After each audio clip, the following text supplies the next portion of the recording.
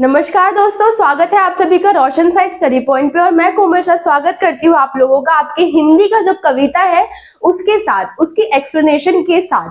और मैं कोशिश करूंगी कि आपको अच्छी से अच्छी जो एक्सप्लेनेशन हो वो प्रोवाइड करवा सकूं, ताकि आपके जो बोर्ड एग्जाम हो वो अच्छे जाए और जितना भी हो सके आपको अच्छा से अच्छा जो स्कोर है वो मिल सके। और ये जो काव्य खंड है ये आप देखेंगे, आपका जो फर्स्ट है देव सेना के गीत, इसके जो रचयिता है वो है जयशंकर प्रसाद।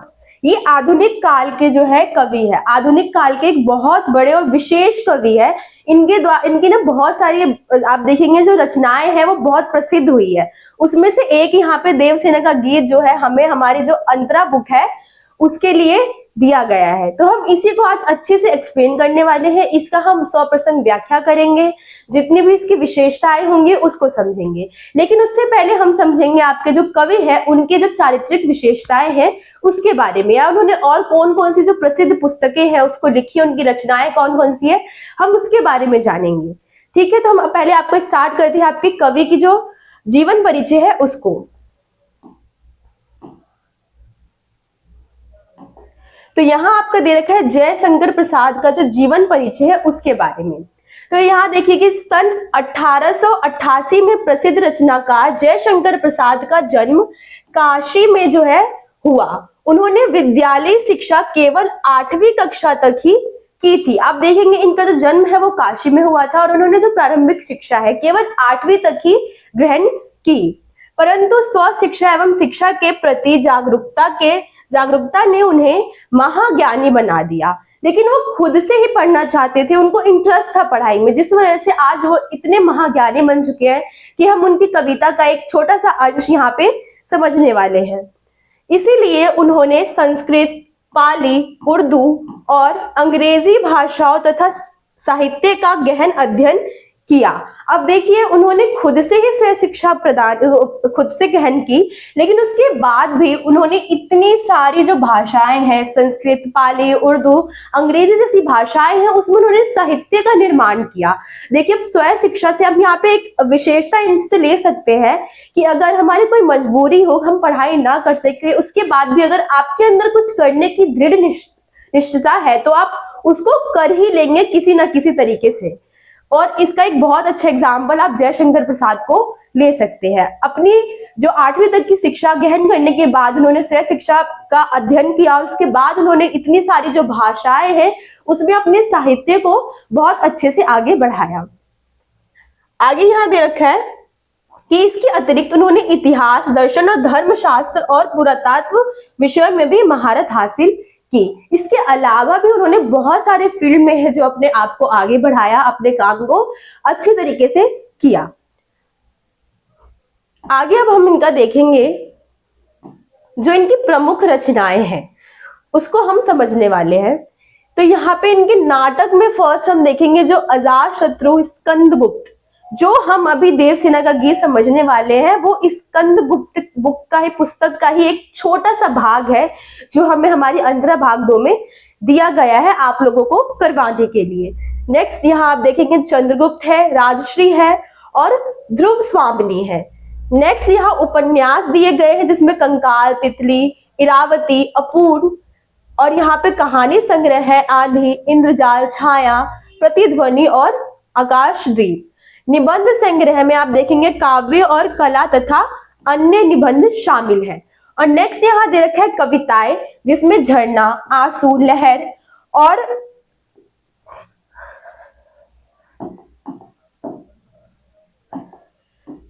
कानन कुसुम और प्रेम पथिक कविताएं अन्य जो शामिल है इनके कविताओं में। ये सारे हम इनकी रचनाएं देखेंगे। देखिए अब हम सीबीएसई बोर्ड की बात करें तो काफी टाइम से जो लेखक का जीवन परिचय वो नहीं आ रहा है, लेकिन अन्य बोर्ड में आ रहा है, जिस कारण से हमने यहाँ पर लेखक का जो जीवन परिचय है उसको करवाया है। ये सभी के लिए नॉलेजेबल है, अगर 12th में नहीं आ रहा कोई बात नहीं, लेकिन आगे जब आप हिंदी साहित्य के बारे में समझेंगे, पढ़ेंगे तो वहां पर हो सकता है कि ये एक इंपॉर्टेंट टॉपिक बन सके आपके लिए, जिस वजह से हमने यहाँ पे जो लेखक का जीवन परिचय है, उनकी प्रमुख रचनाएं हैं, वो सारी चीजें हम आपके लिए लेकर आए हैं, आपको प्रोवाइड करवा रहे हैं। नेक्स्ट अब हम यहाँ पे देखेंगे आपका फर्स्ट जो पद है उसको। यहाँ दिया है आहा वेदना मिली विदाई। आप देखेंगे फर्स्ट यहाँ दे रखा है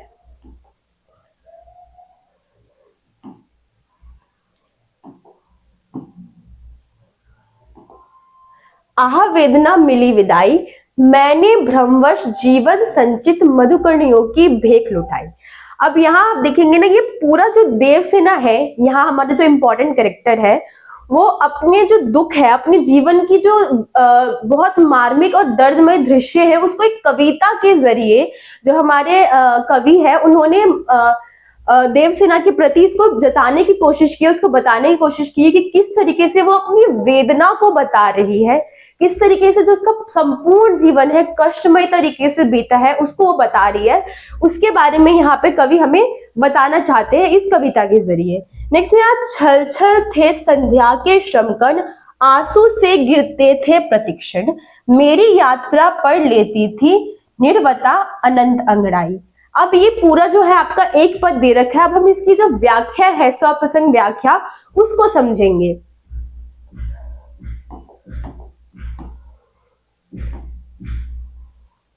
तो फर्स्ट यहां दे रखा है आपका जो प्रसंग है वो। तो प्रस्तुत पंक्तियां हमारी पाठ्य पुस्तक अंतरा भाग अंतरा में दी गई कविता जयशंकर प्रसाद की कृत देवसेना का गीत से ली गई है। अब आप प्रसंग में ये बताएंगे, इससे छोटा भी आप लिख सकते हैं, जैसे कि हमारी जो बुक है, हमारी जो ये पोयम है देवसेना का गीत कविता है, इसको हमने अंतरा भाग 2 से ली है, जिसके जो रचयिता है वो जयशंकर प्रसाद है। इसमें जो देवसेना की कुछ मार्मिक चीजें हैं उसके बारे में हमें उन्होंने बताया है। यहाँ पे आप लॉन्ग तरीके से लिख सकते हैं, तो ये जो सारा है ये बहुत इंपॉर्टेंट रहने वाला है आपके लिए, तो लॉन्ग में आपको ये समझना जरूरी है। तो यहाँ पे देवसेना का गीत जो प्रसाद जी के नाटक स्कंद गुप्त से ली गई है। अब यहाँ पे उसका अंश है हुनों के हमले में अपने भाई मालवा के राजा। अब यहाँ पे मालवा के राजा कौन है? जो देवसेना है उनके भाई है। बंधु बर्मा तथा परिवार के सभी लोगों के वीर गति और अपने प्रेम स्कंद गुप्त द्वारा ठुकराए जाने पर। अब यहाँ पे स्कंद गुप्त आप देखेंगे जो एक मेन कैरेक्टर है देवसेना के बाद, जिसमें जो देवसेना है उससे प्रेम करती थी, लेकिन जो स्कंद गुप्त है वो किसी और से प्रेम करता था, जिस कारण जो देवसेना है स्कंद गुप्त के लिए अपनी जितनी भी उसकी आलिशान चीजें थी, आलिशान तौर तरीके से रहना, वो सब कुछ त्याग देती है सिर्फ एक स्कंद गुप्त के लिए। लेकिन जो स्कंद गुप्त है वो अंत में जो है वो किसी और को पसंद करता है, जिस वजह से जो देवसेना है वो पूरी तरीके से टूट जाती है। जीवन के आखिरी मोड़ पर आकर अपने अनुभवों में अर्जित दर्द भरे क्षणों को स्मरण करके यह गीत गा रही है। इसी दर्द को कविता ने जो है देवसेना के गीत का एक रूप दिया है। जो स्कंद गुप्त है उसके मुंह में आकर उसने अपना जितना भी जो चीज था जीवन का उसको त्याग दिया, जिस वजह से उसका जो जीवन है बहुत ही दर्द भय बीता। तो उन्होंने जो कवि है उसी गीत को, उसी बात को स्पष्ट करने के लिए इस देवसेना के जो जीवन का जो चरित्र है उसको एक गीत के जरिए, एक कविता के जरिए हमें बताने की कोशिश की है।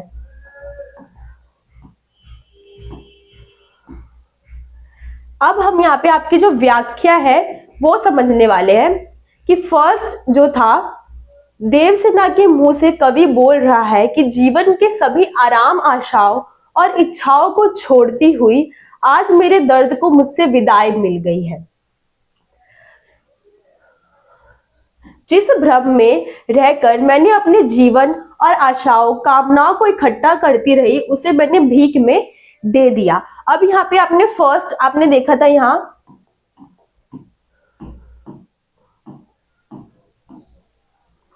कि आह वेदना मिली विदाई, मैंने भ्रमवश जीवन संचित मधुकर्णियों की भीख लुटाई। तो इसमें यही है कि जो वेदना है उससे जो देवसेना है उसको विदाई मिल चुकी है। उसने जीवन भर जो जीवन अपना भ्रम में बिता दिया उसको अब उसने संचित धन को किसको दे दिया है कि भीख में जो उसका संचित धन था उसको दे दिया है। अब यहाँ छल छल थे संध्या के श्रमकण, आंसू से गिरते थे प्रतिक्षण, मेरी यात्रा पढ़ लेती थी निर्वता अनंत अंगड़ाई। तो इसका हम देखेंगे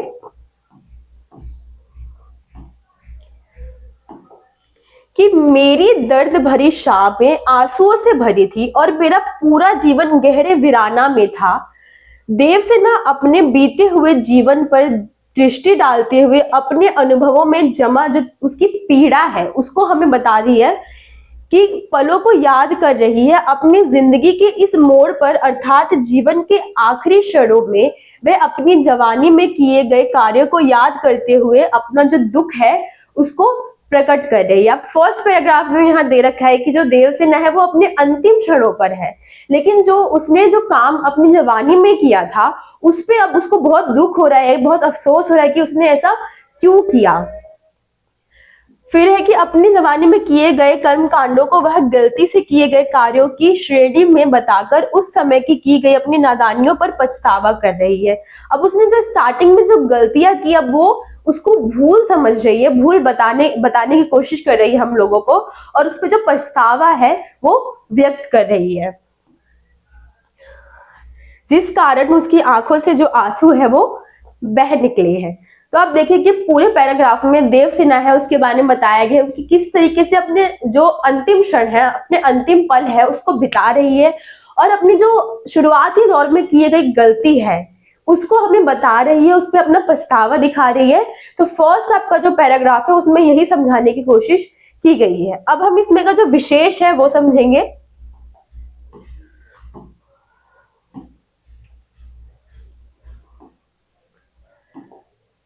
तो इन पंक्तियों में देवसेना के जीवन संघर्ष और उसकी जो मनोव्यथा का भावपूर्ण चित्रण हुआ है। अब यहाँ पे जो देवसेना है वो किस तरीके से जो अपनी मनोदशा है, अपनी जो दुख भरी कहानी है उसको बताने की कोशिश कर रही है, तो उसी का चित्रण हमें यहाँ दिखाया गया है। विशेष में आप ये लिख सकते हैं। अब यहाँ आंसू गिरते थे पर प्रतिक्षण, उसमें हम उपमा अलंकार लगाएंगे। अब उपमा अलंकार हम किसी चीज से तुलना कर रहे हैं, किसी चीज के बारे में बता रहे हैं, एक चीज से तुलना करते हैं तो हम वहां पे उपमा अलंकार का प्रयोग करते हैं। तो यह आंसू गिरते थे प्रतिक्षण में उपमा अलंकार का प्रयोग किया गया है। नेक्स्ट यह है छलकल में जो है पुनरुक्ति अलंकार जो है उसका प्रयोग किया गया है। पुनरुक्ति अलंकार जो शब्द बार बार आते हैं, बार बार प्रयोग में किए जाते हैं, तो उसको हम पुनरुक्ति अलंकार कहते हैं। नेक्स्ट यहाँ मेरी यात्रा पर लेती थी निर्वाता अनंत अंगड़ाई, तो जिसमें निर्वाता है उसका जो मानवीकरण है। किसी भी वस्तु को जब हम मानव का रूप देते हैं, मानव से उसकी तुलना करते हैं, तो हम वहां पे जो है मानवीकरण अलंकार का प्रयोग करते हैं। तो इसमें जो निर्वता है उसमें हमें मानवीकरण जो अलंकार है उसका प्रयोग किया गया है। तो ये सारे जो अलंकार है वो आपके जो फर्स्ट जो पैराग्राफ था उसमें दिया गया है। अब जो आपका नेक्स्ट जो है उसको हम देखेंगे।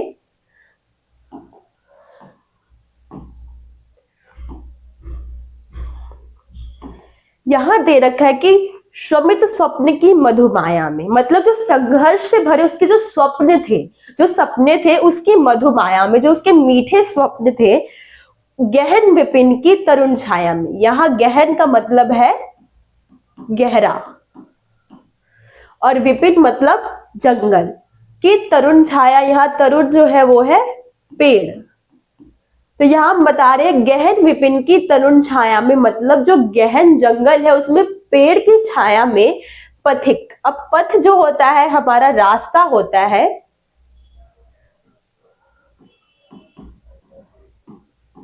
लेकिन जो पथिक होगा वो पथिक होगा कौन? जो रास्ते पर चलने वाला होगा उसको हम पथिक कहेंगे। और उसकी उन्नीदी मतलब आधी नींद में श्रुति में, किसने की? आधी नींद की श्रुति में। अब उसको एक आवाज सुनाई दे रही है आधी नींद में, तो बता रही है कि यह विहाग की तान किसने उठाई। ये जो विहाग है, ये जो बात राग छेड़ रहे हैं, ऐसा किसने किया है। अब यहाँ है लगी सतिश धीड़ थी सबकी, मतलब एक समय ऐसा था जब सभी लोगों की जो नजर है वो मुझ पर ही रहती थी, रही बचाए फिरती कब की, और मैं उन सबसे जो थी अपनी नजर को वो खुद को बचाती रहती थी।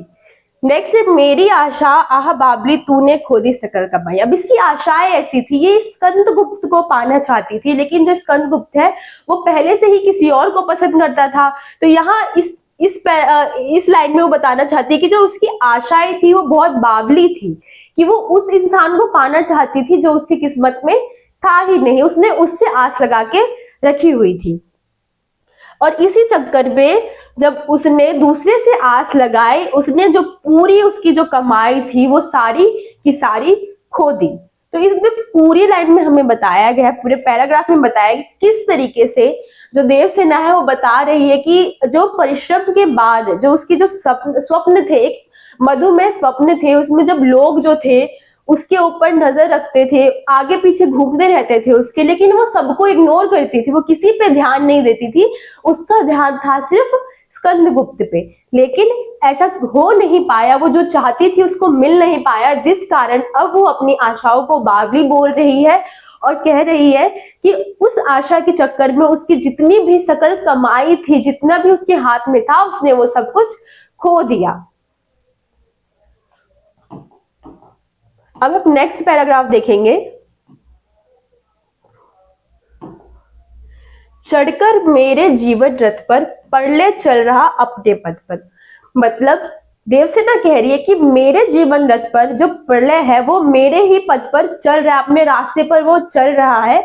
मैंने निज दुर्बल पद बल पर, मतलब मैंने भी अपने जो निर्मल कमजोर पद है उस पर ही, जो पैर है उस पर ही अपना बल ज्यादा साधा है और उससे हारी होड़ लगाई। मतलब वो उसको पता है कि जो ये प्रलय है वो उसका विनाश कर देगा, लेकिन उसके बाद भी उसने होड़ लगा रखी है, लेकिन उसका निर्णय उसको पता है कि वो हार जाएगी, लेकिन उसके बाद भी वो हार मान नहीं रही है और उससे लड़ने की पूरी कोशिश कर रही है। यहाँ लौटा लो यह अपनी धाती, मेरी करुणा हा हा खाती।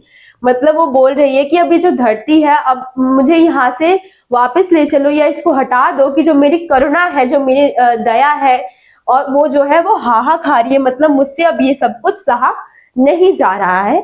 विश्व ना संभालेगी यह मुझसे, इससे मन की लाज गवाई। मतलब जो ये विश्व है अब उससे नहीं संभलेगी, इससे मन की लाज गवाई। अब इसने जो है उसके मन की जो लाज है उसको गवा दिया है।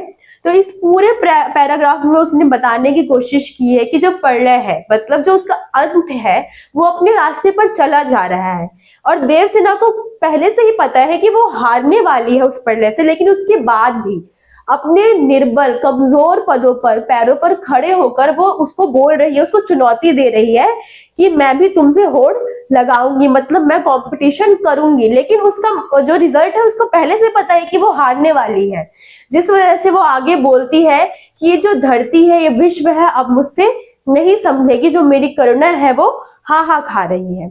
तो ये जो पूरा आपने देखा पैराग्राफ, ये 3 पैराग्राफ थे, उसमें आप देखेंगे पहले में आपने देखा कि जो देवसेना है उसके अंतिम क्षण के बारे में बताया गया, किस तरीके से वो अपनी अंतिम क्षण की व्याख्या करते हुए दुख जता रही है कि उसने शुरुआती दौर में क्या क्या किया, और उसने वही सारी चीजें अंत तक बताई कि उसने क्या क्या गलती की और वो किस तरीके से अपना जो जीवन यापन है बहुत दुखमय तरीके से कर रही है। तो इस तीनों पैराग्राफ में आप देखेंगे उसने अपने दुख को व्यक्त किया है, और जो उसकी बहुत सारी जो समस्याएं थी उसके जीवन में, वो पूरी तरीके से निराश हो चुकी है, अपने जीवन से हार चुकी है। इन सब के जरिए, इस कविता के जरिए उसने हमें बताने की कोशिश की है। इस पूरे जो चैप्टर में था आपके कविता में यही सब था कि जो देवसेना है वो अपने दर्द को हम लोगों से साझा कर रही है, गीत के जरिए जो जयशंकर प्रसाद है उन्होंने लिखा है उसके जरिए वो बताने की कोशिश कर रही है। तो यही आपके पूरे पोयम में था। आई होप आपको ये समझ में आ चुका होगा। आशा करती हूँ कि आपने ये वीडियो एंड तक देखा हो, और अगर आपने एंड तक देखा है तो हमारी कमियों को, हमारी खूबियों को जरूर बताएं, कहाँ पर सुधार करने की जरूरत है और कहाँ पर हम अच्छा बता रहे हैं।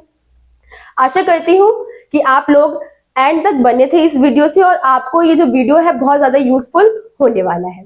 Thank you.